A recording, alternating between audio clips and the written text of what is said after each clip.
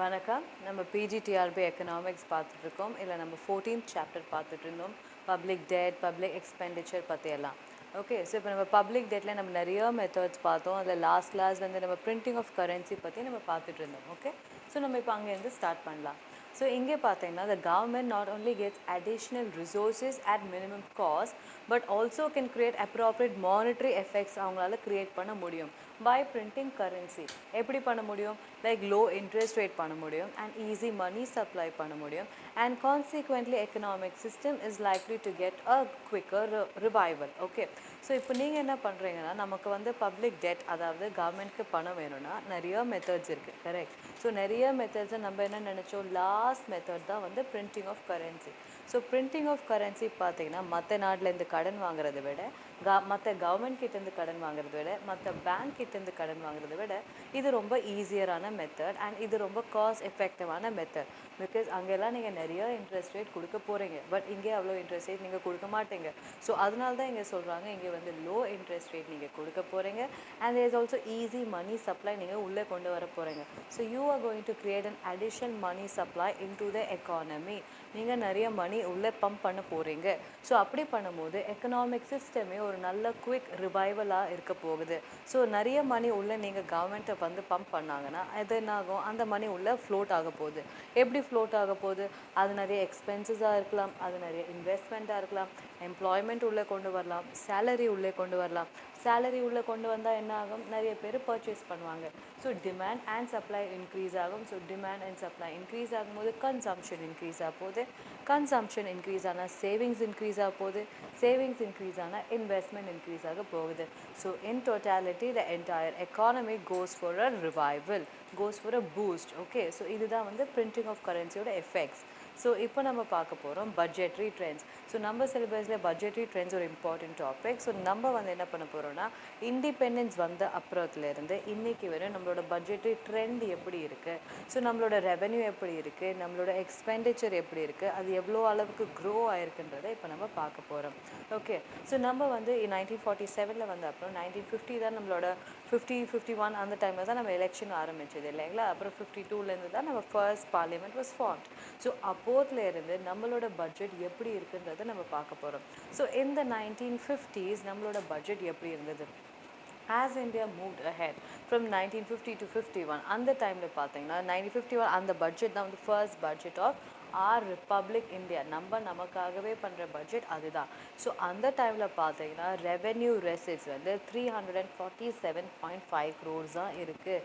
But expenditure பார்த்தோன்னா 337 crores இருக்குது. So இதுதான் ஒரே டைம் நம்மளோட ரெசிட்ஸ் வந்து நம்மளோட எக்ஸ்பெண்டிச்சரை விட அதிகமாக இருக்குது. விச் மீன்ஸ் வாட், நமக்கு வந்து பட்ஜெட் சர்ப்ளஸ் இருந்திருக்கு. ஸோ நம்ம இன்றைக்கி பார்த்தோன்னா நம்மளோட ரெசிட்ஸ் எவ்வளோங்க, 27 lakh crores இருக்குது. நம்ம எக்ஸ்பெண்டிச்சர் எவ்வளோ, 45 lakh crores இருக்குது. ஸோ 300 கோடி எங்கே இருக்குது, 27 லட்சம் கோடி எங்கே இருக்குன்னு நீங்கள் பார்க்குறீங்க. ஸோ அந்த அளவுக்கு நம்ம இந்தியன் எக்கானமி வளர்ந்துருக்கு இந்த லாஸ்ட் 75 இயர்ஸ்ன்றதை நம்ம தெரிஞ்சுக்கலாம். ஓகே, ஸோ 1950s அந்த பட்ஜெட்டில் ரெவென்யூ ரெசிட்ஸ் தான் அதிகமாக இருக்குது, ரெவென்யூ எக்ஸ்பெண்டிச்சர் வந்து அவங்கள விட கம்மியாக இருக்குன்றது நமக்கு தெரிஞ்சுக்கணும். நமக்கு எக்ஸாக்ட் ஃபிகர்ஸ் தேவை கிடையாது, but we need to understand the trend. நமக்கு எப்படி அந்த ஒரு அதிகமாக இருக்கா, கம்மியாக இருக்கா, சர்ப்ளஸாக இருக்கா, டெபிசிட்டாக இருக்கான்றது நமக்கு தெரியணும். ஸோ அந்த பட்ஜெட்டில் அதிகமாக இருக்குது யார், ரெவென்யூ ரெசிட்ஸ். ஸோ அது நமக்கு தெரியணும். ஓகே, ஸோ இந்த பட்ஜெட்டில் தான் பார்த்தீங்கன்னா ஜான் மதாய் அவர் தான் அப்போ வந்து யூனியன் ஃபினான்ஸ் மினிஸ்டராக இருந்திருக்காரு. he announced the setting up of planning commission. நமக்கு தெரியும் அந்த டைமில் தான் நமக்கு பிளானிங் கமிஷன் கொண்டு வந்தாங்க. கரெக்ட். ஸோ அப்போ தான் கொண்டு வந்தாங்க. அப்படின்னு யார் அதோட ஹெட்டாக இருந்தாங்க, பிரைம் மினிஸ்டர். ஸோ அன்றைக்கி பிரைம் மினிஸ்டர் யார், ஜவஹர்லால் நேரு.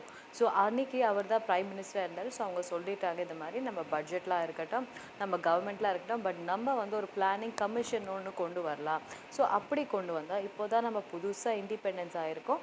ஸோ எல்லாருமே தனித்தனியாக இருப்பாங்க. ஸோ எல்லா ஸ்டேட்ஸுமே வந்து ஒரு யூனிஃபையாக கொண்டு வரணும், ஒரு யூனிஃபிகேஷன் கொண்டு வரணும். எல்லாருக்கும் நாங்கள் தான் ஒரு டீச்சர் மாதிரி நம்ம ஒரு ரூல்ஸ் போட்டுட்டா மற்றவங்க எல்லாருமே ஸ்டூடெண்ட்ஸ் மாதிரி அதை ஃபாலோ பண்ணுவாங்க.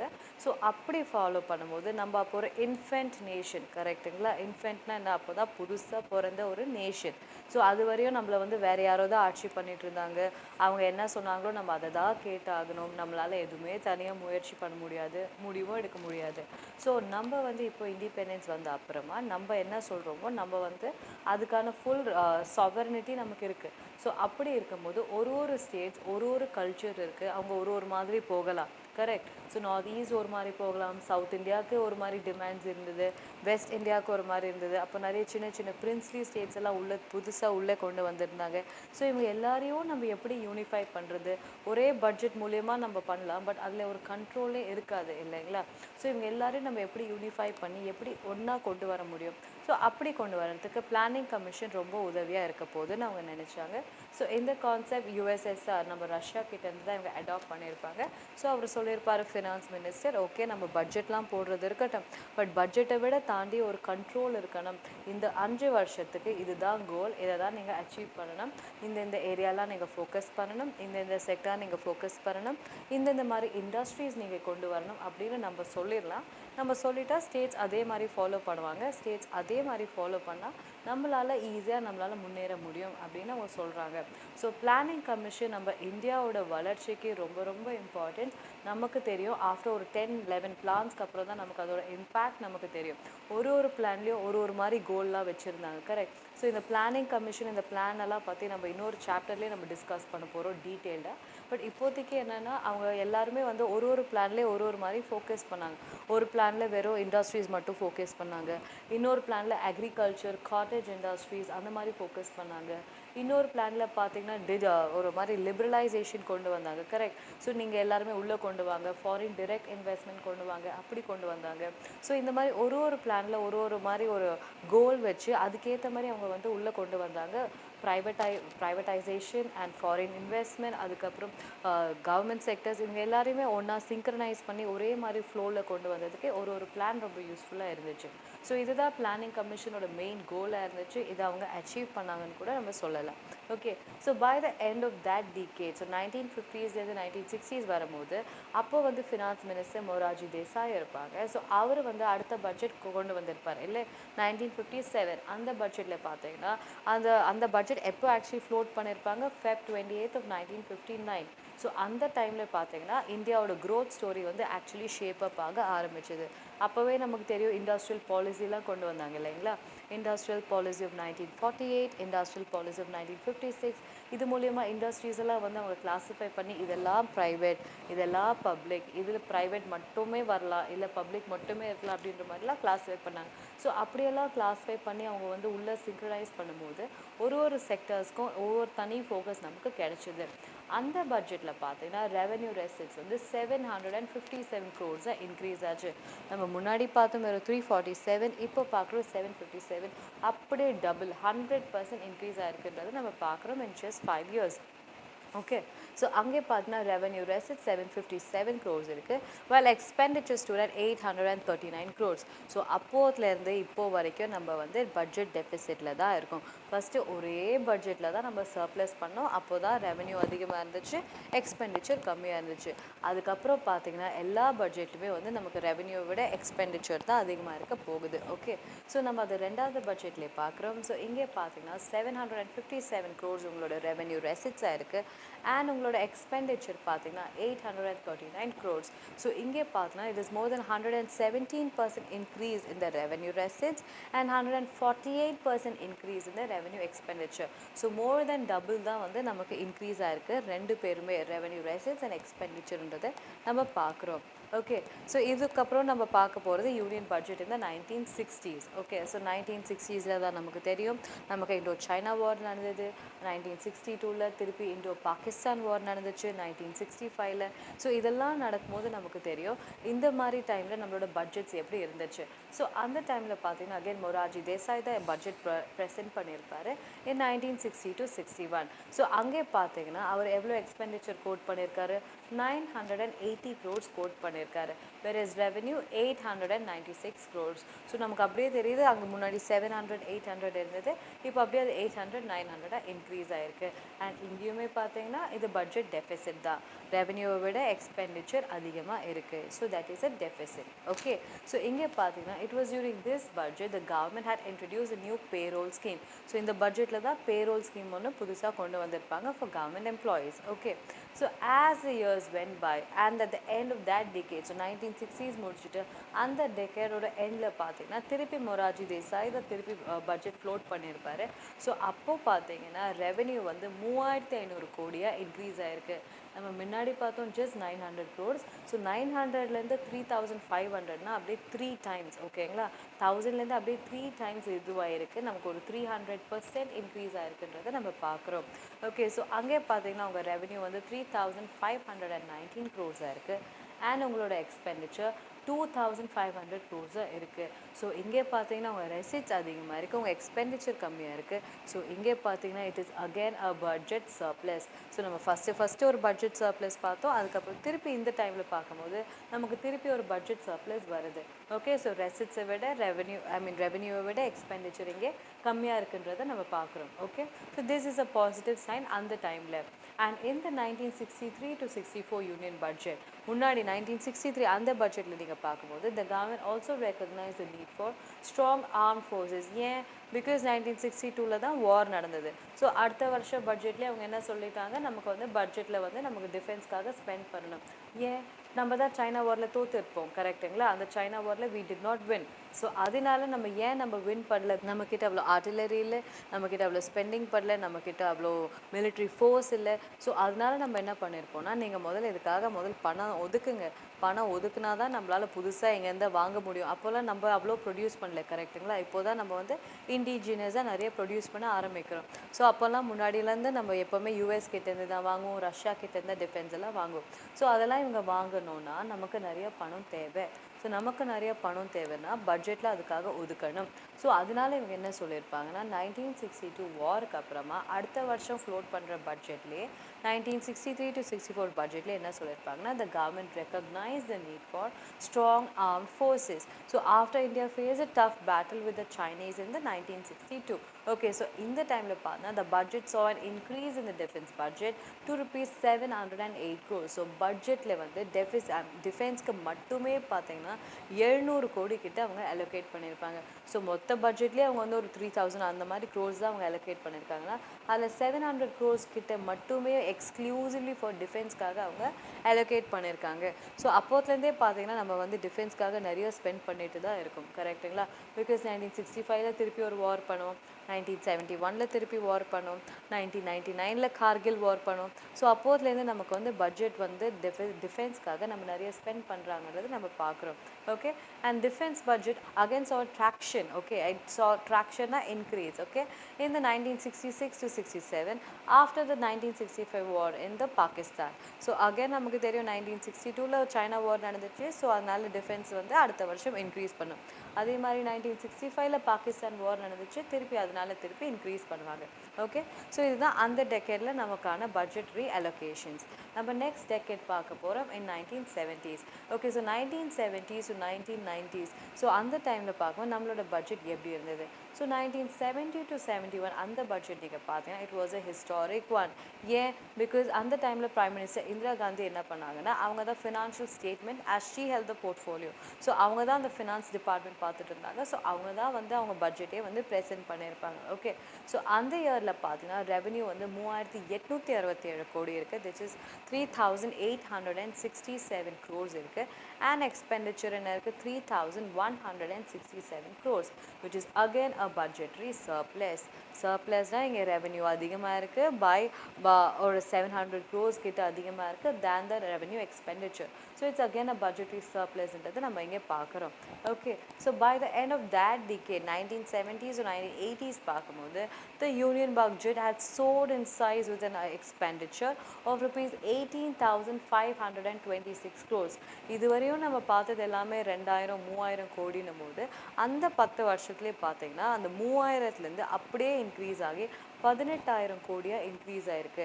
ஸோ நம்மளோட இண்டஸ்ட்ரியல் க்ரோத்தை நம்ம பார்க்குறோம், நம்மளோட அலோகேஷன்ஸ் பார்க்குறோம், அண்ட் இந்தியாவோட ஃபிஸ்கல் ஸ்ட்ரென்த்தை நம்ம வந்து இங்கே தான் பார்க்க முடியுது. ஸோ 1970s to 80s தான் நம்ம பட்ஜெட் எவ்வளோ இன்க்ரீஸ் ஆகிருக்குன்றதை நீங்கள் பார்க்குறீங்க. ஸோ ஓகே, அங்கே பார்த்தீங்கன்னா எக்ஸ்பெண்டிச்சர் 18,526 crores இருக்குது, அண்ட் உங்களோட ரெவென்யூ 16,551 crores இருக்குது. ஸோ எக்ஸ்பெண்டிச்சர் விட ரெவென்யூ வந்து இங்கே கம்மியாக இருக்குது. So this is a budgetary deficit. But still நம்ம வந்து 3000 கோடியிலேருந்து 18,000 கோடி இன்க்ரீஸ் ஆகிருக்கோம். So this is a positive sign. This is an positive sign for an Indian economy அப்படின்றது நமக்கு தெரியுது. ஓகே, ஸோ இங்கே வந்து பார்த்தீங்கன்னா இன்க்ரீஸ் எவ்வளோ இன்க்ரீஸ் நம்ம பார்க்குறோம், 485% கிட்ட இன்க்ரீஸ் ஆகிருக்கு எக்ஸ்பெண்டிச்சர். அண்ட் ரெவன்யூ பார்த்தா 328% கிட்ட இன்க்ரீஸ் ஆகிருக்கு ரெவன்யூ. ஸோ முன்னாடிலேருந்து நம்ம 3,000லேருந்து பார்த்தோம் இல்லைங்களா. ஸோ அங்கேருந்து 18,000 கிட்ட நமக்கு ஆக்சுவலி பார்க்கும்போது ஒரு 5 டைம்ஸ் 6 டைம்ஸ் கிட்ட இன்க்ரீஸ் ஆகிருக்குன்றது நமக்கு தெரியும். So this is close to 5 times கிட்ட இன்க்ரீஸ் ஆகிருக்குன்றதை நம்ம இங்கே பர்சன்டேஜ் மூலிமா நமக்கு தெரிய வருது. ஓகே, அண்ட் இந்த 1980 to 81 இப்போ பார்த்தீங்கன்னா the country வந்து இட்ஸ் ஆர் 2 budgets. ஏன், because one being an interim budget. interim budgetனா என்ன, அந்த டைமில் எலெக்ஷன் நடக்கும். ஸோ அதனால வந்து ஒரு லீவிங் பார்ட்டி ஒரு பட்ஜெட் ஃப்ளோட் பண்ணியிருப்பாங்க, புதுசாக வந்த பார்ட்டி ஒரு பட்ஜெட் ஃப்ளோட் பண்ணியிருப்பாங்க. ஸோ அந்த வருஷம் பார்த்தீங்கன்னா 2 பட்ஜெட் நம்ம பார்த்துருக்கோம். இந்த வருஷம் 1980 to 81. ஸோ அங்கே பார்த்தீங்கன்னா as we close the 1980s, the revenue of the government stood to 27,814 crores. So 1980s பார்க்கும்போது 27,000 crores இருக்குது. நம்ம முன்னாடி பார்த்தோம் 18,000 crores இருந்தாங்க, இப்போ பார்த்தீங்கன்னா 27,000 crores இருக்காங்க. ஸோ திருப்பி அப்படியே ஒரு 10,000 கோடி இன்க்ரீஸ் ஆகிருக்கு நம்மளோட எக்கானமின்றதை நம்ம பார்க்கலாம். Okay, so and expenditure increase to 34,446 crores. So இதுவும் எவ்வளோ இன்க்ரீஸ் ஆகிருக்குன்றதை பார்க்குறீங்க. முன்னாடி 1816 இருந்துச்சு, இப்போ 27 and 36 crores 36,000 of crores இங்கே இருக்குது. ஓகே, அண்ட் 1980s முடிஞ்சிச்சு, அதுக்கப்புறம் புது டெக்கேட் வருது. ஸோ புது டெக்கேடை நீங்கள் பார்க்கும்போது யஷ்வந்த் சின்ஹா தான் பட்ஜெட் ஃப்ளோட் பண்ணுறாரு. அப்போது அங்கே பார்த்தீங்கன்னா உங்களோட ரெவென்யூ 2.83 lakh crores இருக்குது. ஸோ இப்போ thousands எல்லாம் நம்ம கடந்து வந்துட்டோம், 37 27 எல்லாமே கடந்து வந்துட்டோம். இப்போ நம்ம பார்க்குறது எல்லாமே லட்சம் கோடியில் நம்ம பார்க்குறோம். இங்கே பார்க்குறோம் 2.83 lakh crores வந்து இவங்க ரெவென்யூவாக இருக்குது. அண்ட் எக்ஸ்பெண்டிச்சர் பார்த்தோன்னா 2.84 lakh crores வந்து இவங்களோட எக்ஸ்பெண்டிச்சராக இருக்குது. ஸோ நம்ம thousands எல்லாம் தாண்டி இப்போ lakh crores வந்துட்டோம் இந்த 1990s. ஓகே, ஸோ இங்கே வந்து பார்த்தோன்னா அந்த ரெவென்யூ பட்ஜெட் ஸோ 1,65,767%. okay, இது எல்லாமே percent more than what the budget was presented in the year 1947. So 1947ல் உங்கள் பட்ஜெட்டில் என்ன அமௌண்ட் இருக்கோ அதை விட 1,00,000 வாட்டி நம்ம வந்து இன்க்ரீஸ் ஆகிருக்கோம் அப்படின்றது நமக்கு தெரிய வருது. ஓகே, ஸோ உங்களோட ரெவென்யூ அவ்வளோ இன்க்ரீஸ் ஆகிருக்கு அண்ட் உங்களோட எக்ஸ்பெண்டிச்சர் எவ்வளோ இன்க்ரீஸ் ஆகிருக்கு, இப்போ 1,43,779% இன்க்ரீஸ் ஆகிருக்குன்றது தெரியுது. ஸோ இந்த அளவுக்கு our economy has grown, our economy has thrived in the last 50 yearsன்றது நமக்கு தெரிய வருது. ஓகே, ஸோ இதெல்லாம் தான் பட்ஜெட்ரி ட்ரெண்ட். ஸோ ட்ரெண்டுன்னா என்னென்னா நீங்கள் எப்படி நம்ம எக்கானமி க்ரோ ஆகிருக்கு, நம்ம எப்படி இந்த நிலைமையில் வந்து இருக்கோம், நம்ம எப்படி ஸ்க்ராட்ச்லேருந்து ஆரம்பித்து படிப்படியாக நம்ம முன்னேறி இருக்கோன்றதை நம்ம இங்கே பார்க்குறோம். ஓகே, ஸோ இதுதாங்க பட்ஜெட்ரி ட்ரெண்ட். ஸோ இப்போ நம்ம வந்து யூனிட் 15 போக போகிறோம், அடுத்த சாப்டர் போக போகிறோம். ஸோ இங்கே நம்ம பார்க்க போகிறோம் principles of federal finance. So federal ஃபினான்ஸ்னால் என்ன, கவர்மெண்ட், ஃபெட்ரல்னாலே கவர்மெண்ட் கரெக்டுங்களா. ஸோ கவர்மெண்ட் எப்படி ஃபினான்ஸ் பண்ணுறாங்க, அதில் என்னென்னலாம் பிரின்சிபல்ஸ் யூஸ் பண்ணுறாங்க, அவங்க எப்படியெல்லாம் ஃபினான்ஸை பூல் பண்ணுறாங்க அண்ட் அந்த பூல் ஃபினான்ஸை எப்படி அவங்க அலோகேட் பண்ணுறாங்க, ரிசோர்ஸஸ் எப்படி மக்களுக்காக கொடுக்குறாங்க, இதில் அவங்க என்னென்ன ஐடியாலஜிஸ் இருக்குது, தியரிஸ் இருக்குது, இதெல்லாம் பற்றி பார்க்க போகிறது தான் இந்த சாப்டர். ஓகே, ஸோ ஃபெடரல் ஃபினான்ஸ்னால் ஃபர்ஸ்ட் என்னன்றது நமக்கு தெரியணும். So federal finance refers to a system of assigning the sources of revenue to the central government as well as the state government for the efficient discharge of the respective functions. So இப்போ suppose ஒரு கவர்மெண்ட்னு ஒன்று நடத்தணும் நடத்துகிறோன்னா அதுக்கு அவங்களுக்கு staffs வேணும், correct.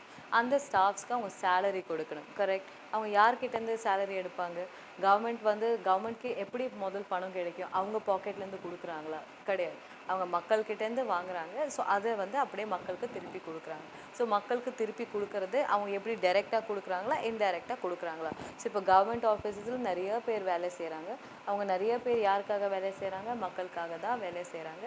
So இவங்க மக்களுக்காக வேலை செய்யும் போது இவங்களுக்கான சேலரிஸும் வந்து இங்கேருந்து தான் வரப்போகுது. ஸோ நம்மளோட பட்ஜெட் நம்ம ஆல்ரெடி பட்ஜெட் செஷன்லேயே நம்ம பார்த்துருப்போம் இல்லைங்களா, நம்ம இந்த வருஷம் பட்ஜெட்லேயே நம்ம பார்த்துருப்போம் அதோட அனாலிசிஸில். ஸோ எப்படியெல்லாம் ஒரு 1 rupee ரூபி ஆஃப் மணி கவர்மெண்ட்க்கு எப்படி வருது, அந்த 1 ரூபி ஆஃப் மணி கவர்மெண்ட் எப்படி ஸ்பெண்ட் பண்ணுறாங்க.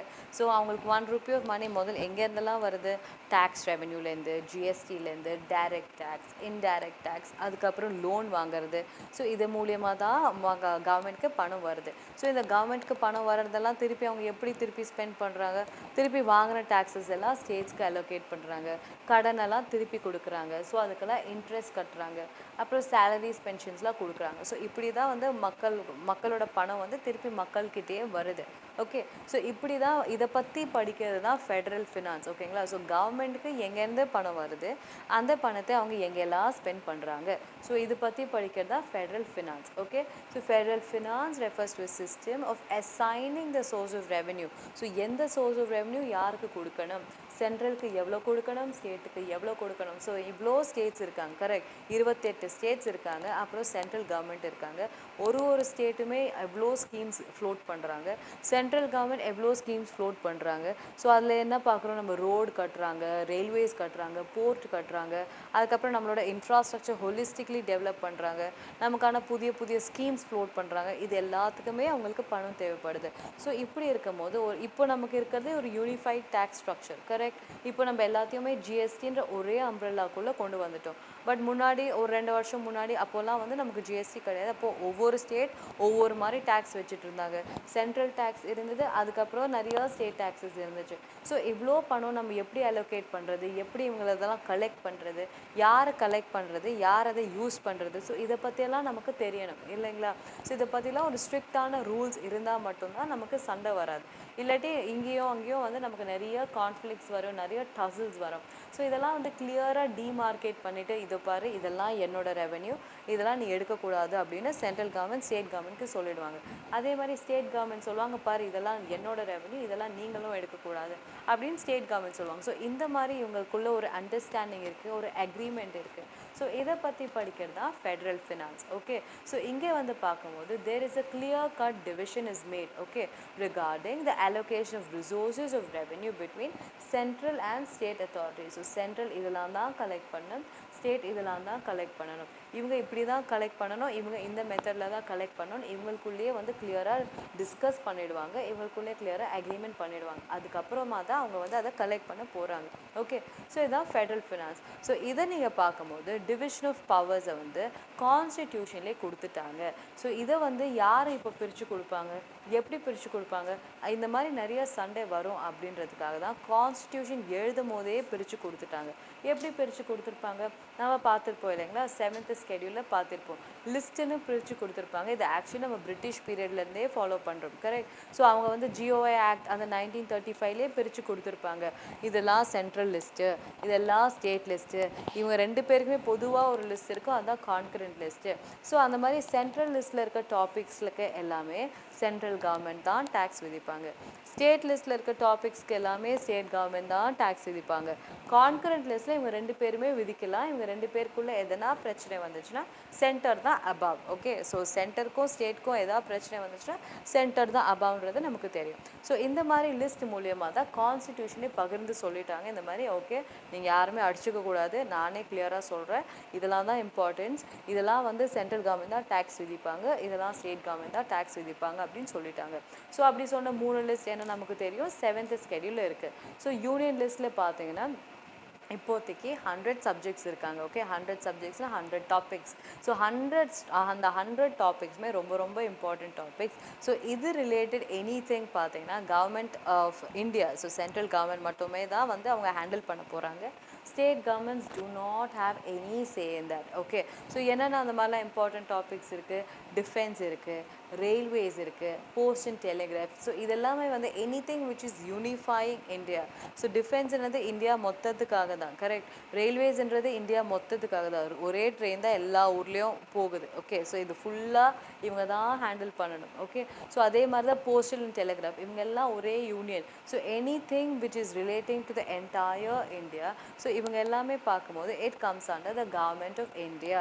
ஸோ இது எல்லாமே வந்து யூனியன் லிஸ்ட் கீழே வரும். ஓகே, ஸோ ஃபர்ஸ்ட் இதில் 97 டாபிக்ஸ் இருந்துச்சு, இப்போது இதில் 100 டாபிக்ஸ் இருக்குது. ஸோ 100 தான் இன்றைக்கி இருந்த நிலைமை. ஓகே, ஸோ நெக்ஸ்ட் நம்ம பார்க்குறோம் ஸ்டேட் லிஸ்ட். ஸோ ஸ்டேட் லிஸ்ட்டில் எவ்வளோ டாபிக்ஸ் இருக்காங்க, 61 டாபிக்ஸ் இருக்காங்க. ஸோ 61 சப்ஜெக்ட் இருக்குது. ஸோ ஸ்டேட்டோட அந்த 61 சப்ஜெக்டில் யாரெல்லாம் ரொம்ப ரொம்ப important, health is important, police service is important. So இவங்கெல்லாம் வந்து பார்க்கும்போது இந்த ஃபாரஸ்ட், இப்போ ஃபாரஸ்ட் எல்லாம் தூக்கி கான்கரண்ட் லிஸ்ட்டில் போட்டுட்டாங்க, எஜுகேஷனையும் தூக்கி கான்கரண்ட் லிஸ்ட்டில் போட்டுட்டாங்க. முன்னாடி அவங்கெல்லாம் ஸ்டேட் சப்ஜெக்ட்ஸாக இருந்தாங்க. ஓகே, ஸோ இங்கே வந்து பார்க்கும்போது ஸ்டேட்டில் தான் வந்து இந்த பப்ளிக் ஹெல்த். ஸோ இப்போ நம்ம கட்டுறோம் இல்லைங்களா, ஒரு டிஸ்ட்ரிக்ட்லேயும் ஒரு ஹாஸ்பிட்டல் கட்டுறோம். ஸோ இதெல்லாமே வந்து ஸ்டேட்டோட ஃபண்ட்ஸ் தான் கட்டுறாங்க. ஓகே, சென்ட்ரல் நமக்காக பண்ணல, ஸோ ஸ்டேட் தான் பண்ணுறாங்க. ஸோ ஸ்டேட் தான் வந்து நமக்கு ஒரு ஊர்லேயும் ஹாஸ்பிட்டல் கட்டுறது, அதுக்கப்புறம் நம்மளோட போலீஸ் ஃபோர்ஸை வந்து இது பண்ணுறது. ஸோ இதெல்லாம் பற்றி பண்ணுறது தான் வந்து ஸ்டேட்டில். ஸோ இதுக்காக தான் இவங்க டேக்ஸஸ்லாம் கலெக்ட் பண்ணி அவங்க இதுக்காக தான் அலோகேட் பண்ணி கொடுக்குறாங்க. ஸோ இதெல்லாம் தான் state subjects. Okay, so next நம்ம பார்க்குறோம் கான்கரண்ட் லிஸ்ட். கான்கரண்ட் லிஸ்ட்டில் 2 பேருக்குமே அதுக்கு ஈக்குவல் ரைட்ஸ் உண்டு. பட் டெக்னிக்கலி பார்த்தீங்கன்னா கான்கரண்ட் லிஸ்ட்டில் சென்ட்ரல் கவர்மெண்ட் தான் அதிக பவர். ஸோ இவங்களும் சட்டம் போடலாம், அவங்களும் சட்டம் போடலாம். பட் கடைசியில் எந்த சட்டம் செல்லும்னு பார்த்தீங்கன்னா in case of conflict government of இந்தியாவோட சட்டம் தான் அது செல்ல போகுது. Okay, so the concurrent list has 52 subjects like which is of both of equal importance. Okay, so அங்கே என்னென்ன சப்ஜெக்ட்ஸ் இருக்குது, எலக்ட்ரிசிட்டி இருக்குது, ட்ரேட் யூனியன் இருக்குது, economic and social planning. So இது எல்லாமே கான்கரண்ட் லிஸ்ட்டில் இருக்க சப்ஜெக்ட். ஸோ இதில் எதனா ப்ராப்ளம் வந்துச்சுன்னா 2 பேருமே வந்து இது பண்ண போகிறாங்க, உங்களோட த்ரஸ்ட்டை கொடுக்க போகிறாங்க. ஓகே, ஸோ இதெல்லாம் தான் வந்து இவங்க ஃபெடரல் பாலிசியில் கான்ஸ்டியூஷனே கொடுத்துருக்க ஒரு limitations. ஓகே, ஸோ இப்போ நம்ம பார்க்குறோம் சென்ட்ரல் அண்ட் ஸ்டேட்குள்ளே இருக்க financial relationship. Okay, so financial relationship நீங்கள் பார்க்கும்போது states in India were not sovereign entities prior to the foundation of federation, which means what, முன்னாடி நம்ம வந்து 1950ஸ்க்கு முன்னாடி, நம்ம 47க்கு முன்னாடியே வச்சுப்போமே. ஸோ அப்போல்லாம் பார்த்தீங்கன்னா ஸ்டேட்டெல்லாம் தனித்தனியாலாம் ஒன்றுமே கிடையாது. கவர்னர் ஜென்ரல் என்ன சொல்கிறாரு அதுதான் இங்கே இருக்கிற கவர்னர் ஜென்ரல்லாம் கேட்பாங்க. பாம்பே, பெங்கால், மெட்ராஸ் இவங்கெல்லாம் அதுதான் கேட்டாகணும். அண்ட் பிரிட்டிஷ் என்ன சொல்கிறாங்களோ அதுதான் நம்ம கேட்கணும். ஓகே, அண்ட் பிரின்ஸ்லி ஸ்டேட்ஸ்லாம் அவங்களுக்கான விதிகள்லாம் அவங்களால பெருசாக எதுவுமே விதிக்க முடியாது, நிறைய கண்டிஷன்ஸ் எல்லாம் இருக்குது. கரெக்ட். ஸோ அப்போ வந்து பார்த்தீங்கன்னா ஸ்டேட்ஸ் எல்லாமே தனித்தனி யூனிட்ஸ் ஆஃப் ஃபெடரேஷன் கிடையாது. கரெக்ட், எல்லாருமே ஒரே மாதிரியே இருக்கணும். அவங்க என்ன சொல்கிறாங்களோ, ஒரு சென்டர் என்ன ரூல் இருக்கோ அதே தான் எல்லா ஸ்டேட்ஸுமே ஃபாலோ பண்ண போகிறாங்க. பட் அதுக்கப்புறம் பார்த்தீங்கன்னா ஆஃப்டர் இண்டிபெண்டன்ஸ், ஆஃப்டர் ரிப்பப்ளிக், நம்ம தான் சொல்லிட்டு இந்த மாதிரி நீங்கள் எல்லாம் தனித்தனியாக இருங்க, நான் உங்களெல்லாம் டிஸ்டர்ப் பண்ண மாட்டேன், இந்த லிஸ்ட்டில் இருக்க சப்ஜெக்ட்ஸ் எல்லாம் நீங்களே ஹேண்டில் பண்ணுங்கள், மற்ற லிஸ்ட்டில் இருக்க சப்ஜெக்ட்ஸ் நாங்கள் ஹேண்டில் பண்ணுறோன்னு சொல்கிறாங்க.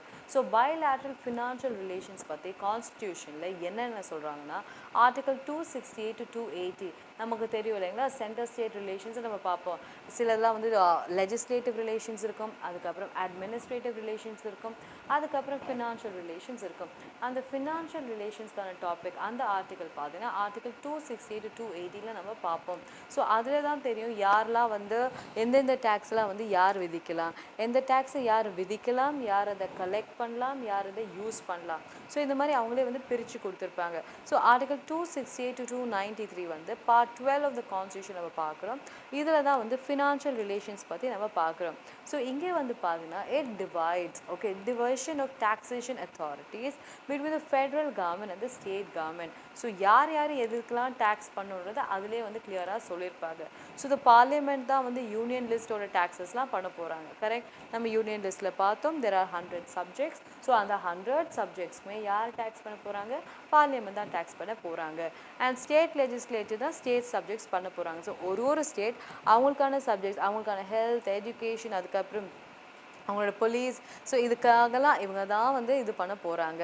அண்ட் கான்கரண்ட் லிஸ்ட்டில் பார்த்தா parliament and state legislature, forest, education, so இதெல்லாம் வந்து ஸ்டேட்டும் பண்ணலாம் சென்ட்ரலும் பண்ணலாம். But in case of conflict சென்டரோட லா தான் இட் ப்ரிவேல்ஸ். ஓகே, ஸோ இதான் வந்து concurrent list. And the parliament has a residuary powers of taxation. இந்த 3 லிஸ்ட்லேயுமே அந்த டாபிக் வரல அப்படின்னா அது எங்கே பண்ணுவாங்க, யார் பண்ணுவாங்கன்னு கேட்டிங்கன்னா அது வந்து பார்லிமெண்ட் தான் பண்ண போகிறாங்க. ஸோ இந்த ரூல் நம்ம எங்கேருந்து எடுத்திருப்போம், கனடா ஒரு கான்ஸ்டியூஷன்லேருந்து எடுத்திருப்போம். கனடா தான் நமக்கு தெரியும் அவங்க தான் வந்து ஒரு யூனிட்ரி ஃபீச்சர்ஸ் நிறைய அவங்களுக்கு இருக்கும், நிறைய strength went to the central government தான் அவங்க கொடுத்துருப்பாங்க. ஸோ அப்படி கொடுக்கும்போது பார்லிமெண்ட் தான் அவங்க அதிகமான ரெஸ்பான்சிபிலிட்டி கொடுத்துருப்பாங்க அண்ட் அதிகமான பவர்ஸும் கொடுத்துருப்பாங்க. ஸோ ரெசிடியரி பவர்ஸ் எல்லாமே வந்து பார்லிமெண்ட்டுக்கு தான் போக போகுது. ரெசிடியரி பவர்ஸ்னால் என்ன? இவங்களுக்கு இந்த 3 சப்ஜெக்ட்ஸ்லையுமே இந்த 3 லிஸ்ட்லேயுமே இல்லாத சப்ஜெக்ட்ஸ் எல்லாமே ரெசிடியரி பவர்ஸ்க்கு போக போகுது அண்ட் ரெசிடியரி பவர்ஸ் எல்லாமே பார்லிமெண்ட்டுக்கு தான் போக போகுதுன்றது நமக்கு தெரியும். Okay, so the parliament may levy a gift tax or a wealth tax or an income tax or an expenditure tax on all of these articles. So the residuary powers என்ன இருக்கோ so அதுதான் வந்து அவங்க பண்ண போகிறாங்கன்றது நம்ம பார்க்க போகிறோம். Okay, so இங்கே வந்து பார்த்தீங்கன்னா the constitution has placed the following restriction over the taxation power of the states. So constitution என்ன சொல்கிறாங்கன்னா, நீங்கள் சென்ட்ரல் கவர்மெண்ட் இதெல்லாம் பண்ணுங்கள், ஸ்டேட் கவர்மெண்ட் இதெல்லாம் பண்ணுங்கள், பட் ஸ்டேட் கவர்மெண்ட்ஸ் நீங்கள் இதெல்லாம் பண்ணும்போது சில ரெஸ்ட்ரிக்ஷன்ஸ் கான்ஸ்டியூஷனே ப்ளேஸ் பண்ணுறாங்க. ஸோ அவங்க என்ன பண்ணுறாங்க, நீங்கள் இதில் தான் விதிக்கணும், அதில் தான் விதிக்கணும் அப்படின்றது சொல்கிறாங்க. ஸோ எந்த இதில் அவங்க வந்து அவங்க டேக்ஸ் பண்ண போகிறாங்கன்றதை நம்ம டீட்டெயில்டாக பார்க்க போகிறோம் நெக்ஸ்ட் கிளாஸ்லேருந்து. ஸோ நெக்ஸ்ட் கிளாஸில் பார்க்கலாம். தேங்க்யூ.